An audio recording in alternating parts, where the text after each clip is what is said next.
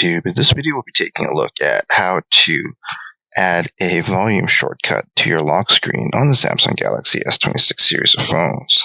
This will work for the S26, S26 Plus, and X26 Ultra as well.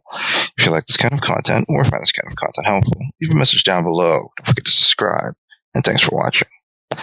So if you want to add a sound and volume shortcut on your S26 device, thankfully it's pretty easy to do so. The first thing you want to do is actually hold down on a blank portion of your home screen. From there, you'll get to this menu, and then from there, what you want to do is hit Wallpapers and Style, and you want to hit your current wallpaper, and then you want to hit the shortcut to which you want to change to your volume, and then you want to hit Sound there to change it to Sound. And there you have it, everyone. Just a quick tip on how to add a volume and sound shortcut on the Samsung Galaxy S26 series of phones lock screen. If you like this kind of content or find this kind of content helpful, leave a message down below. Don't forget to subscribe, and thanks for watching.